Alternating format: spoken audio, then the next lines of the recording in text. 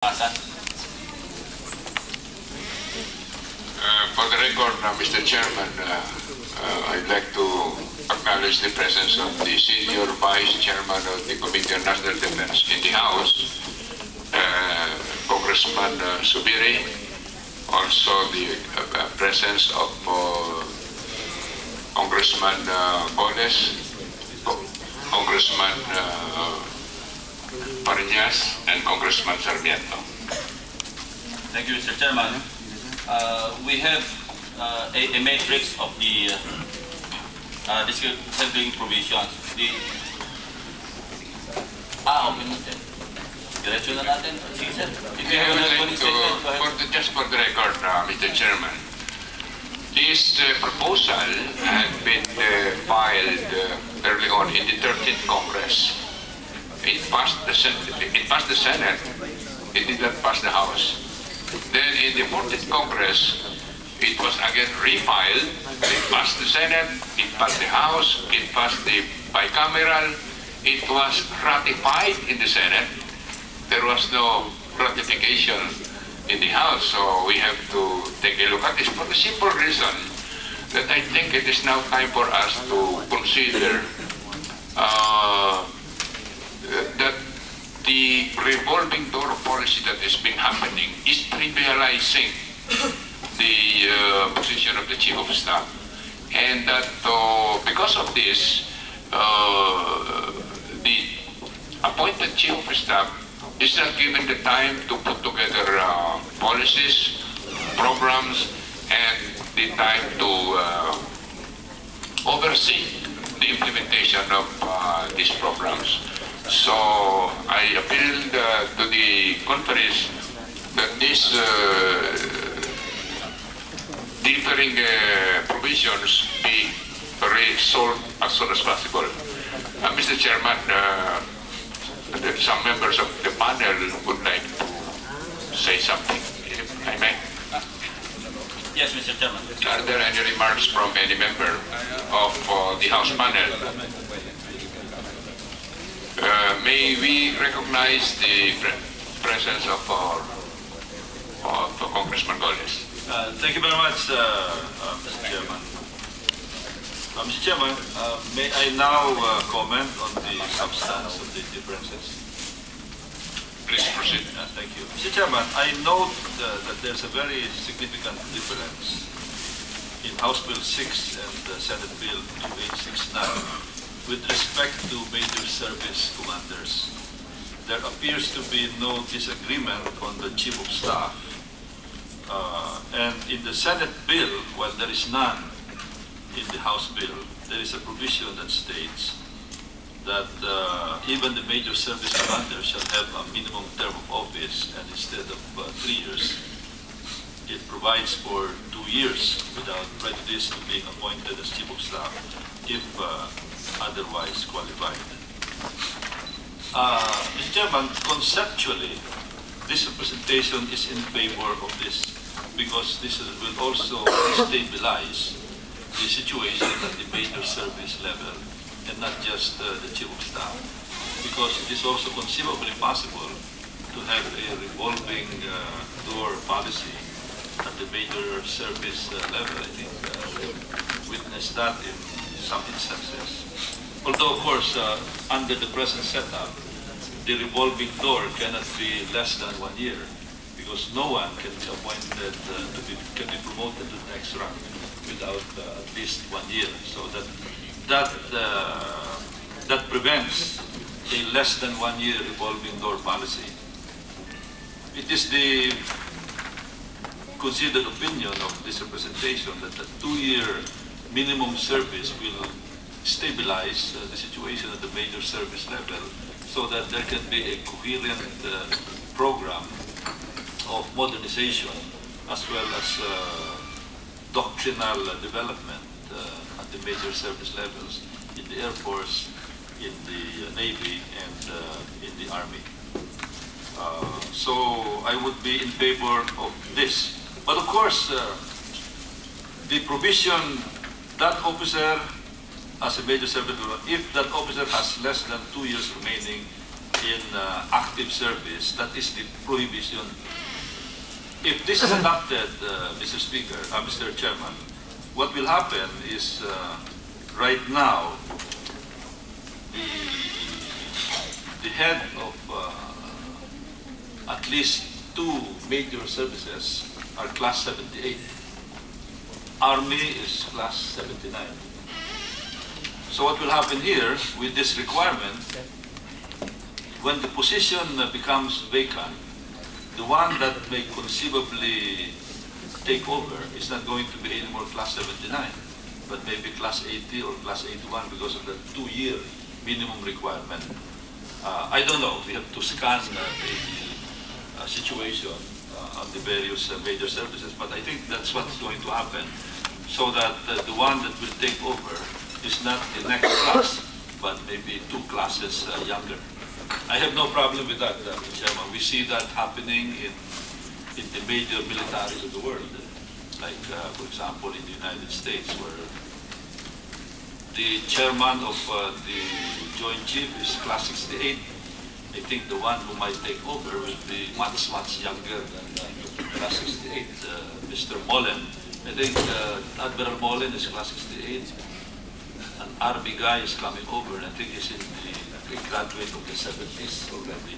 So I have no problem with that. So, Mr. Chairman, I think we can adapt this subject to consultation with the other members of the panel. We acknowledge the presence of Congressman Sarmiento. Mr. Chairman, likewise. Before, with your permission, I'd like to acknowledge the presence of Senator Pimentel, the third. Mr. Chairman, likewise, this representation supports the Senate version, as stated likewise by my colleague in the House, Congressman Golez. This representation is a member of the Multi-Sector Advisory Board as a volunteer of the Philippine Army in support to the Army being able to hopefully attain its roadmap in the Army Transformation Program. A good number of people from the private sector include Ramon Del Rosario of the Makati Business Club, Winnie Monsod of UP, Vicky Garchet-Torena of the IATA Group, former Secretary Justice Stanislao, among others, are members of this particular of this advisory board, and we feel that we'll have a hard time implementing the reforms that we want to see and help transform the Army into one of the more professional armies in the ASEAN region, hopefully in Asia, hopefully globally in the year 2028. There's going to be a change of leadership after 6 or 8 months. So this representation likewise supports the decision of the Senate. Any comments from any member of the House panel, please?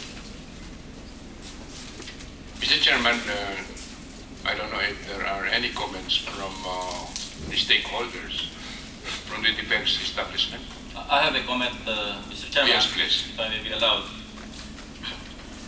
In your version, it says that the terms of commence on the date of appointment by the President regardless of the date of confirmation. My question is, what if the designation is made not by virtue of an appointment but by nomination? So will it still commence on the date of the nomination or the date of the confirmation by the Commission on Appointments? I think that the precedence is that the effectivity is on the date of appointment. And so because of the date, when one is nominated, he cannot yet perform his job. And so I think in the case of nomination, it should be on the date of confirmation. As against the date of effectivity when one is appointed ad interim. In that case, can we just delete the phrase regardless of the date of confirmation, Mr. Chairman? Let's just be silent. So there's a practice. I have a parliamentary question.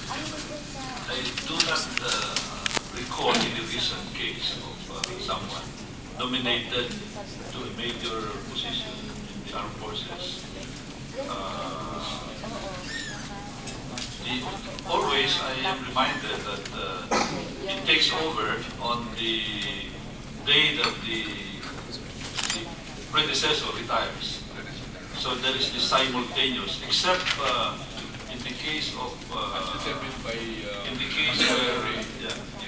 except in cases where I think the president volunteered not to appoint a regular replacement because of the short, it was already approaching the end of her term. This happened in the case of the Philippine Navy in 2010.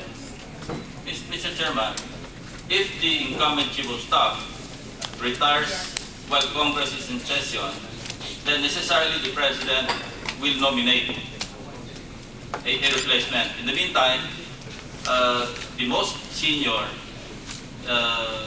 probably the Vice Chief of Staff, will take over in a holdover capacity or acting capacity, I mean. But I go back to my previous question. What if the designation is made by virtue of a nomination? Because there was a case before, General Maclang.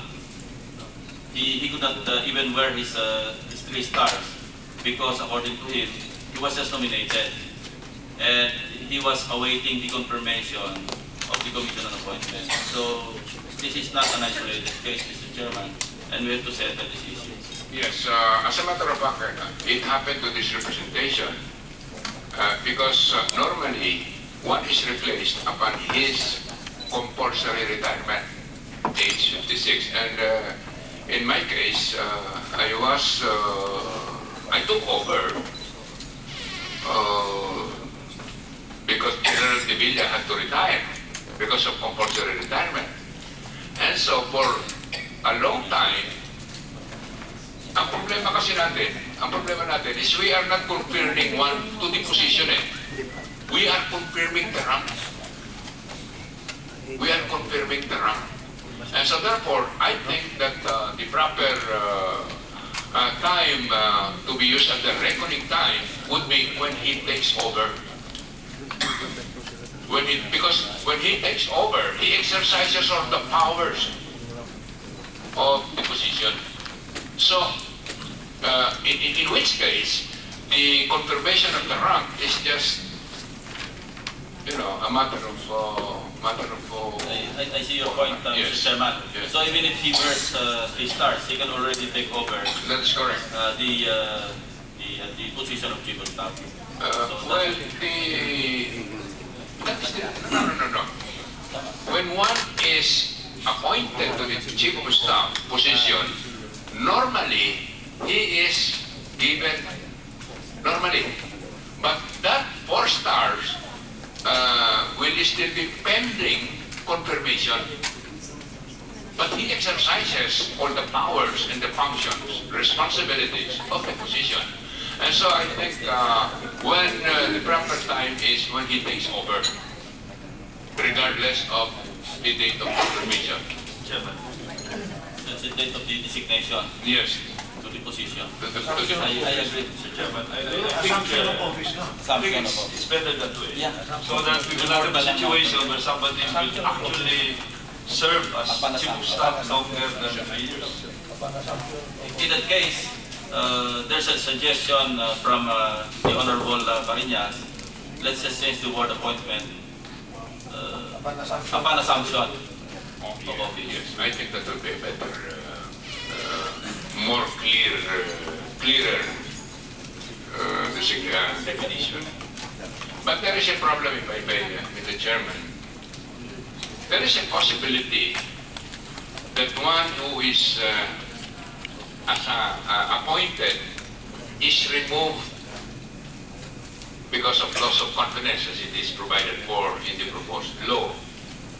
If one is removed from that, for that reason, without completing the 3 years, the fixed terms, and is still not retirable because of age, there is a problem. So that is a proposition that on page 4 after the last sentence to insert another proviso which shall read as follows. Provided, finally, that the effective date of compulsory retirement of the Chief of Staff of the AFP shall be deferred to the date he either completes his term or is removed by the President, whichever comes earlier. Kasi ang problema nga natin... We don't object, Mr. Chairman. Thank you, Mr. Chairman. That's a very good point. Okay, are there any other... May I now recognize Senator Nasa? Mr. Chairman, with your indulgence, I just wanted to put on record that when you listen to a former Chief of Staff and a former Chief PNP discuss these issues, there is very little really you can add, especially in my case when I was for a time dishonorably discharged. But let me put on the record that to me this is a landmark piece of legislation in the sense that it addresses the historical antecedents of this. If you remember, Mr. Chairman, distinguished colleagues, before we used to promote people and then look for organizations or task forces or units for them.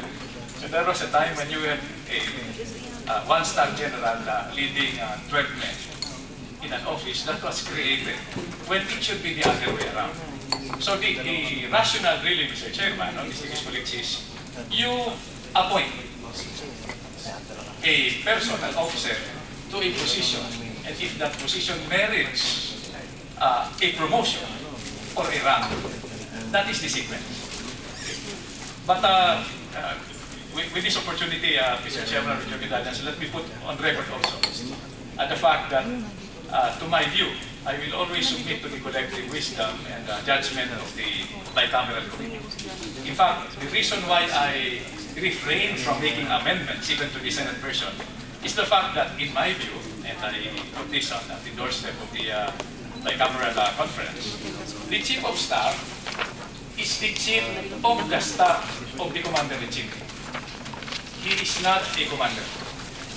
When he starts behaving like a commander, in the way our armed forces was designed, it impedes occasionally the latitude and the discretion, and more importantly, the allocation of manpower and other resources of the service commanders, who are the actual commanders. That is why we call them Flag Officer in Command, Commanding General Philippine Army, Commanding General Philippine Air Force. That's one issue I would like to put on the table, Mr. Chairman. The other is, with this landmark legislation, this should set in motion some core policy directions, including, and this is a favorite of Chairman Biason, amendments to Commonwealth Act No. 1, the National Defense Act, which actually defines the policy for national security. Unless we amend this more than 70-year-old law, which was drafted by Major Dwight Eisenhower and Major William Ward, and it still deals with War Plan Orange, I don't think we can even imagine modernizing the armed forces. Thirdly, and I would like to support the insights of the Honorable Roy Golez, technically, when you achieve a certain rank, full colonel, you fall within what is called the zone of consideration. In which case, the class distinctions, the original seniority list might not apply anymore, especially when presidential prerogative is exercised. In other words, from the entire zone of consideration, the president can choose technically even a newly promoted full colonel to become chief of staff. That is part of the prerogative. Mr. Chairman, I put this on the table just to look forward proactively so that the Bicameral Committee, even for the record, will recognize the implications of this landmark legislation. Thank you, Mr. Chairman. Thank you, Mr. Chairman. Yes, if I may be allowed. Since we're already discussing the disagreeing provisions, I would like to propose, go back in time and propose that we make the Senate version as the working draft. If there's no objection from the House panel. Mr. Chairman, let me support that motion in the sense that for practical reasons, I know that former Senator, now Representative Jason, has been tracking this issue and this bill as far as I can remember. And I think that defines for us the imperative of this law. As a matter of fact, this is the third Congress that it is admitted with 13th, 14th, and then the 15th. And hopefully, the 15th Congress will be able to enact this, what Senator Onasan terms as a landmark legislation. But may I, Mr. Chairman, there is no objection to the proposition of the chairman. May I just react to something, the statement of Senator Onasan, and this is reference to the definition of the command line. Yung command line now. If we refer to the Constitution, there is a reference to the Chief of Staff as having direct access to the President. As a matter of fact, if a President is declared incapacitated, among those that is mandated by the Constitution to be present and to be informed is the Chief of Staff, not the Secretary of Defense. Of course, the Secretary of Defense will be there as a member of the Cabinet. But specifically, there is a mention of the presence and the need to inform the Chief of Staff. And by practice, the Chief of Staff is given that command authority because of the need, especially in the organization of task forces and area commands. It is the Chief of Staff that commands the area commands. And area commands are composed of the three major services. In my time, we still had the constabulary, mini AFP. So the commander there is the Chief of Staff. But I think, may I propose, Your Honor, that we deal with this when we discuss the National Security Act. For a clearer definition when we, Congressman Golez. Thank you, Mr. Chairman. I fully agree, Mr. Chairman, that the concept of who is in command is not within the purview of what we are taking up right now. There may be some different schools of thought. I, for one, believe that it is the unified command that has command and control over the forces in the field. After the Chief of Staff is a unified command. And the service commanders are force providers. Just like in the U.S., the CNO does not direct where an aircraft carrier will go. It may be the Pacific commander or it may be the fleet commander that will be the one to give the directives. But having said that, as I said, that's a different topic.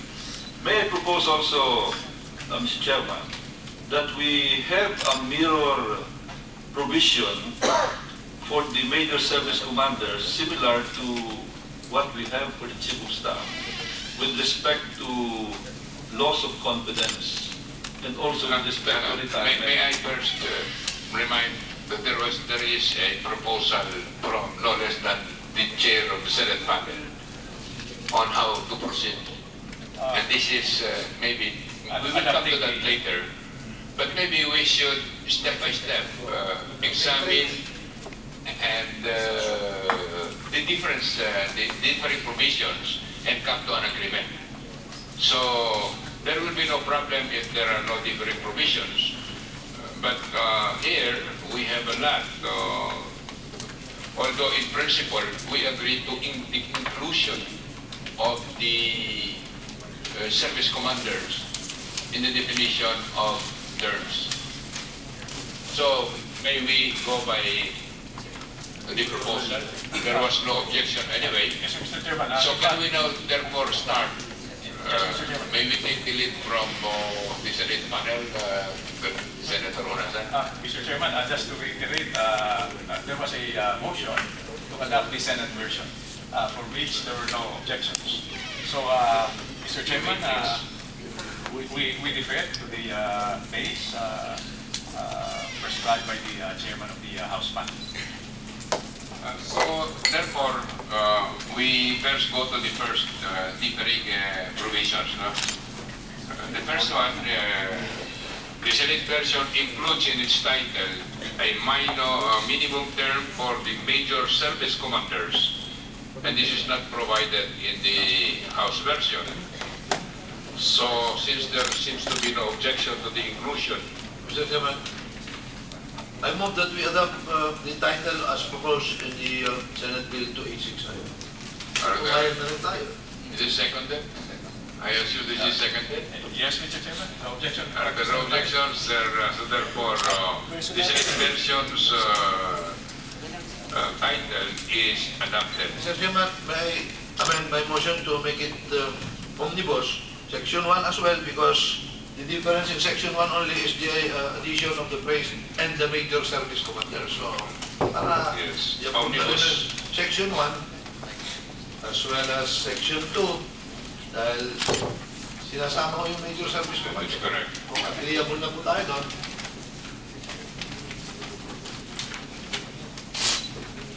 ganun din po yata Okay. sa Section 2 actually is just an expansion of, and is dictated by section, the adopted adoption of section 1. I amend my motion, Mr. Chairman, that we adopt the provisions of Senate Bill number Automatic. 2689 as far as the title, Section 1 and Section 2 are concerned. Okay, are there any objections? No objection. Objections. Now, there is a small difference here. The Senate version, in the first sentence of the provision, the acronym AFP is spelled out. It is not so in the House. Are there any remarks? I-amend, assumption ang napag-usapan natin dito. So, amend mo I thought that, Okay. which portion is that with the Mr. Chairman of the reduction? Section With the further amendment that the provision as to the effectivity should be upon assumption of office. Thank you, Mr. Chairman. Okay. So, is the further difference, for example, in the Senate version, if we are going to take a look at page 3, the bold lettered provision there, provided further that no extension of terms shall be allowed except for the position of the Chief of Staff, which may be extended in cases of war. Again, this is born out of the inclusion of the service commanders. Kasama yun dun eh. So, no objections to that. Kasama na to. Inclusion yun. Kasama na yun doon sa omnibus, ano? Anything in reference to. I have a question. Yes. What will happen if the 2-year term will end even before the compulsory retirement age of the officers approach? Minimum. I think this is similar in concept with the fixed term of the Chief of Staff. Even if, yes, minimum yung 2 years. Minimum. Minimum yung 2 years. You can stay. Kagaya rin ng Chief of Staff. Up to retirement age. Just like in the PNP, I think. Okay. Okay. So again, all of these differences is born out of, triggered by the inclusion of the service commanders. So I think since there is no objection in principle to the inclusion, then all of this, I think, would be in agreement with that principle. Unless anyone can point out something here more. Now, and I understand that in the yung una kanina, yung proposed, yung proposed ano? It's already been adopted, ano? Adopted na yun, ano? Adopted na yun. Okay. Ito, yung provided finally that the effective date of compulsory retirement of the Chief of Staff of the AFP shall be deferred to the date he either completes his term or is removed by the President, whichever comes first. Not to respect, Mr. Chairman, for brevity and simplicity, provided further, or finally, that upon removal by the President, the Chief of Staff shall be deemed compulsorily retired. No. Ano yun? Let's not talk about benefits.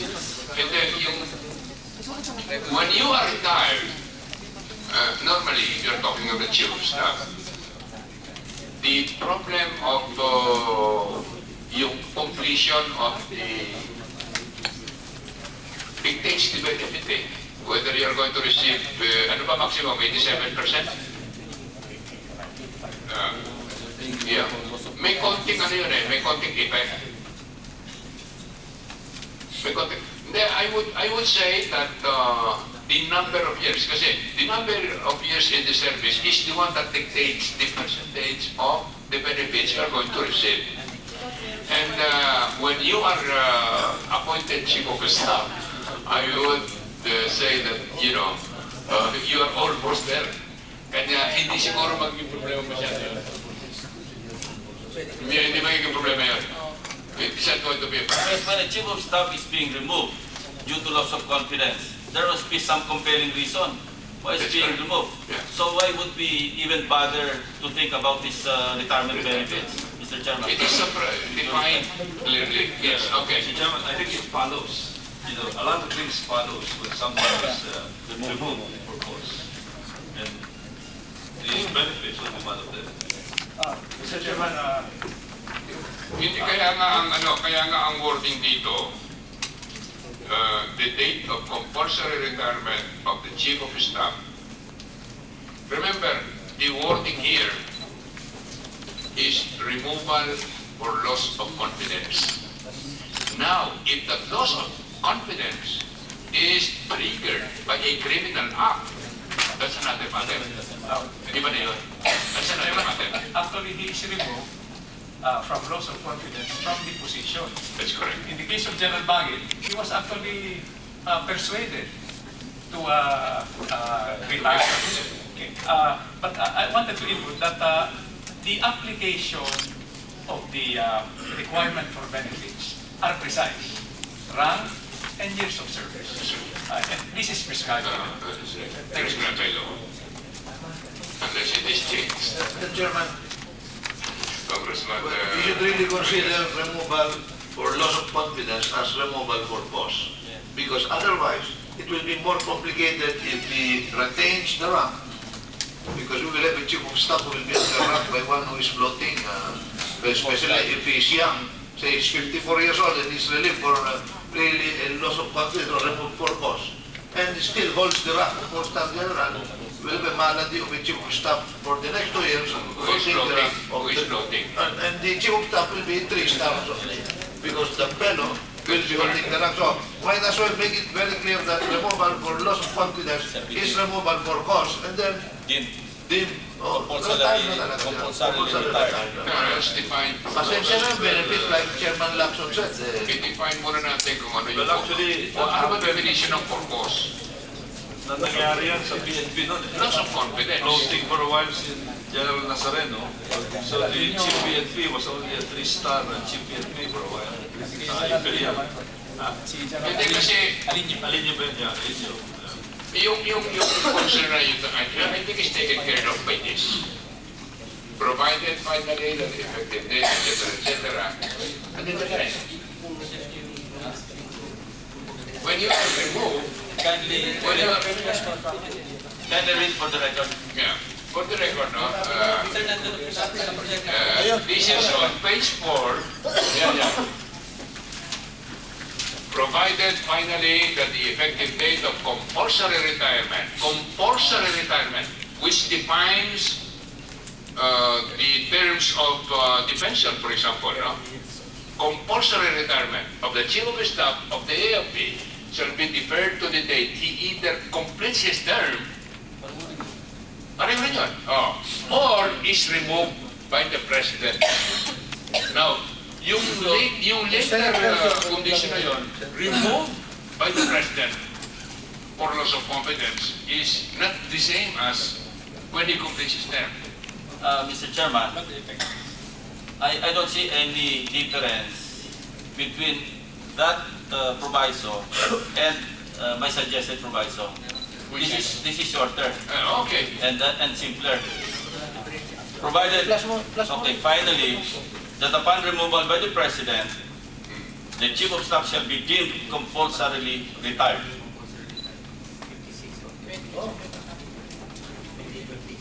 It doesn't matter how young or how old he is, but when he is removed by the President, then he is deemed compulsorily retired. I cannot see any difference. Anyway, we can agree with your suggested or your proposed wording. Yeah. But ours is only to simplify That and is to correct. make it brief. Can we hear from any of the... Mr. Chairman, on the other hand, we know how it is in the future. Lawyers will come in and debate, like, you know, they're so fond of airline differences. But the version of the chairman of the House panel will remove that discretion on the part of The lawyers. lawyers. Okay. If that's the reason, then we agree. Mr. Chairman, may we hear from the stakeholders? At least the Chief of Staff. Is the Chief of Staff around? Secretary Patino? Mr. Chair? May we, Mr. Chairman, acknowledge Secretary Patino for whatever? Of course, they had already... Only for this reason, we will not object. But for future, you know, we have been through all the committee hearings. I think their participation in this exercise is over. Yes. It is now time for the senators and the congressmen to agree on the disagreeing provision. If we will allow them to speak again and make their input part of our discussion, we might not be able to finish the bicameral conference. That's only a suggestion. Okay. But of course, we can allow them. Briefly, Yes, Mr. Chairman. Secretary Patino? With respect to this issue, we find that both proposals would facilitate clarity with respect to a possible situation of removal by the President of a Chief of Staff before his retirement age. So we find both provisions to facilitate clarity. Thank you. Mr. Chair. Senator Pimienta, recognized. Now, the lawyer in me will now analyze the provision. The provision says that the compulsory retirement will be deferred. So deferred means delayed. So the scenario that the Chief of Staff is removed before the compulsory age of retirement is not covered by the said provision.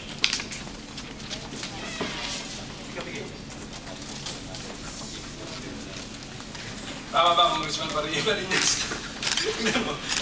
The scenario, the scenario where the Chief of Staff, who is not yet of compulsory retirement age, is removed.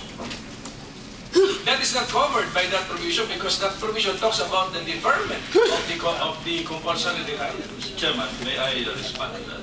Mr. Chairman, the word deferred presumes a situation where the Chief of Staff has gone beyond his 56 years. So that the word deferred means that he can go up to 80.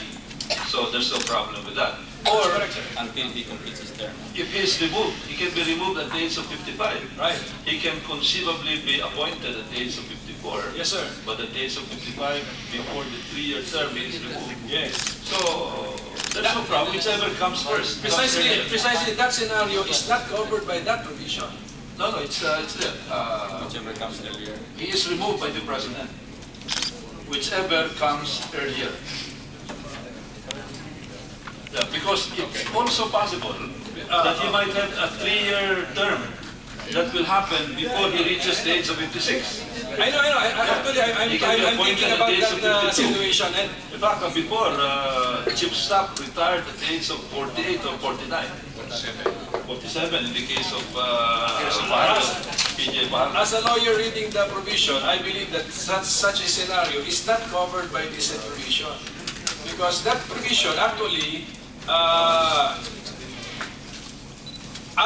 governs a situation where he is now beyond the age, but that's why we will now defer his mandatory retirement until he completes his term or if he is removed.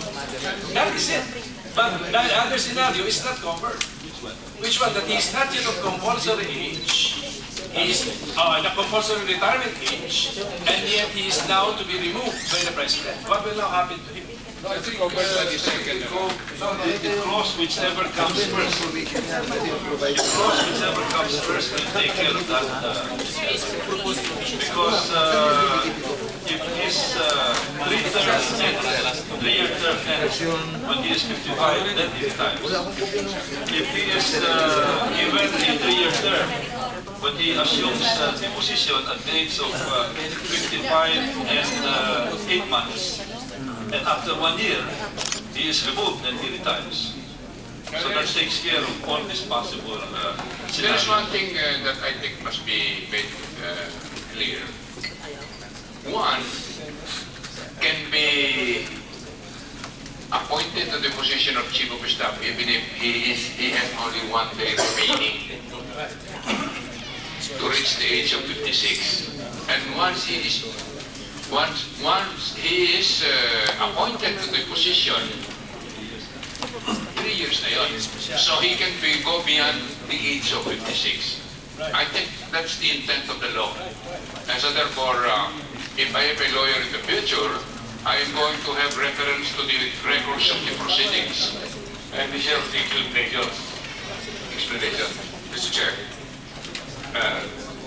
Vice Chair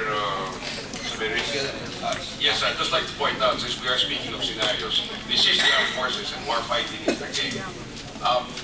It is imperative that there is no ambiguity about the Chief of Staff, because the Chief of Staff becoming a 4-star general post-case. Because if you remember, in times of war, the Coast Guard is subordinate to the Armed Forces Chief of Staff, and they have a 4-star admiral.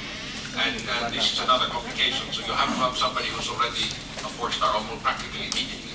And there should be no ambiguity with regard to that. Thank you. Okay. Now, Mr. Chairman, there is one thing that I think should be resolved. There is a major difference here that needs to be settled. And this is in the effectivity of the law. The House version states that it shall apply to the next Chief of Staff. Ang ibig sabihin, hindi ho mag-a-apply kay General Oban. With the performance of General Oban so far,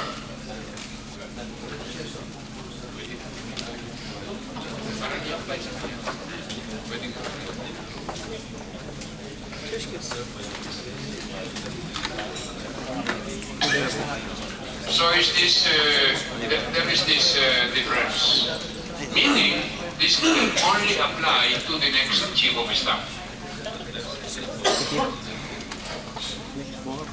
Any discussion?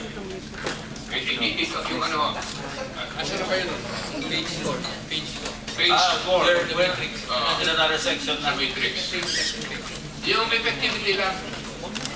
This has something to do with effectivity. So there are two options. The first option is it should apply already to the existing or to the current Chief of Staff, or it should only apply to the next Chief of Staff. That is the question. We agree, Mr. Chairman. To the House version. the House version. It should apply to the next Chief of Staff. Okay. Are there any more? The devil's advocate, thinking of what the lawyers will be doing.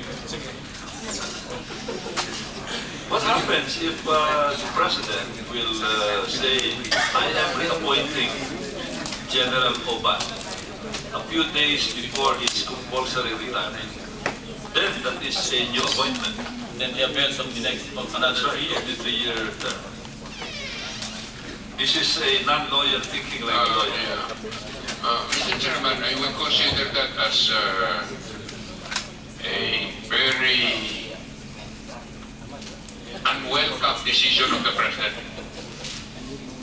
Because that is his, if the President does that, I will question him for going around the law. But that's not the intent of the law. That is not the intent of the law. And that is very clear in the bylaw. Unless there is a declared war, but it is only Congress that can declare war. It will be extended.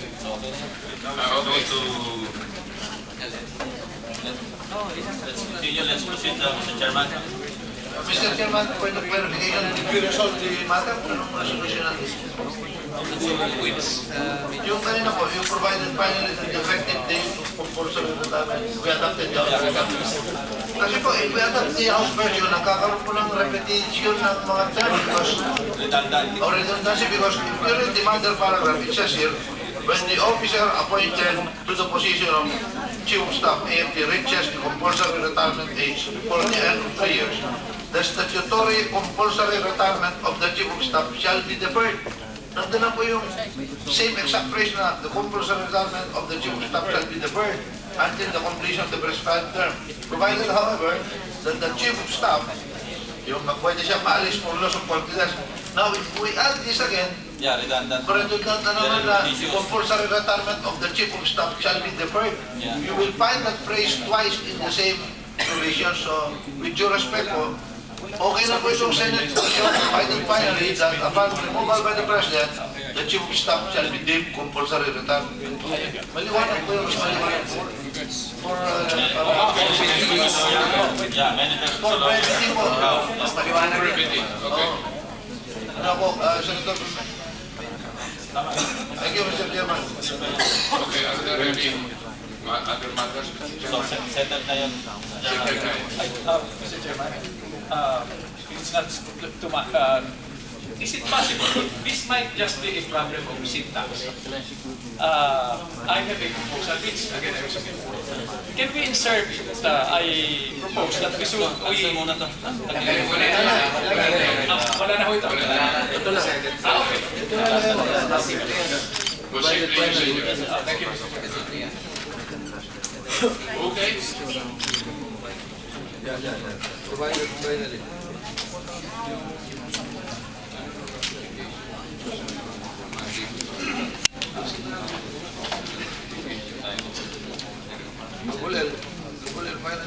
Okay, hopefully. Mr. Chairman, can we proceed now? Section 3. This is an amendment introduced by Senator Roilo. It's just a restatement of the provision of the Constitution. Section 3, Senate version. No provision under this Act shall in any manner or form affect, impair, diminish, or dilute in any way the inherent and intrinsic powers vested under the Constitution that, open close quote, the President shall be the Commander-in-Chief of all armed forces of the Philippines. Mr. Chairman, I so move. second the motion. No objections from the panel, from the House panel, Mr. Chairman. Thank you. And in the House version, Again, on Section 2, under Section 2, Mr. Chairman, going back to Section 2, I overlooked the House version. The President shall select from among the officers in the grades of Major General, Rear Admiral, to Lieutenant General, Vice Admiral, the officer who, in the judgment of the President, is best qualified for the position of Chief of Staff. May I hear from my colleagues, the Senate panel? 2 stars lang.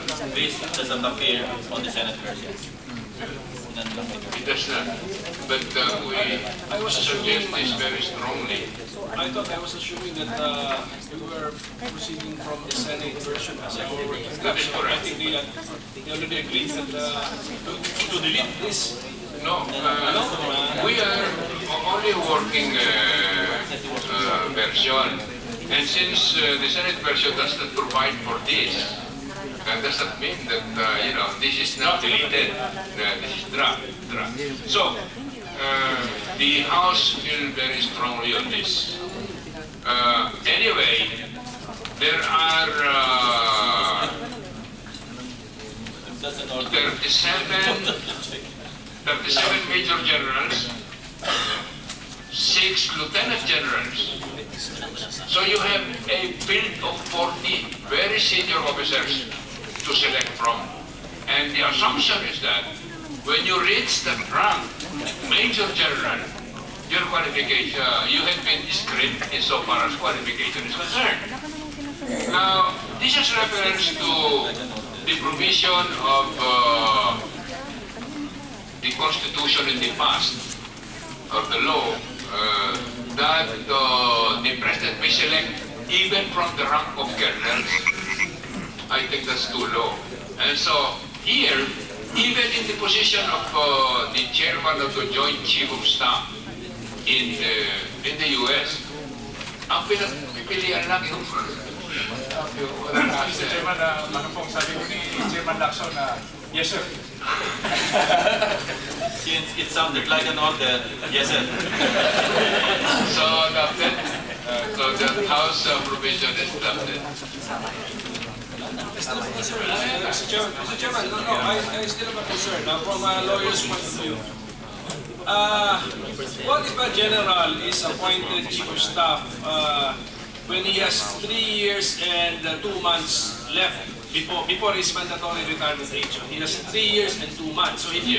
So he's appointed Chief of Staff. He has a fixed term now of 3 years. Yes. What if he gets removed?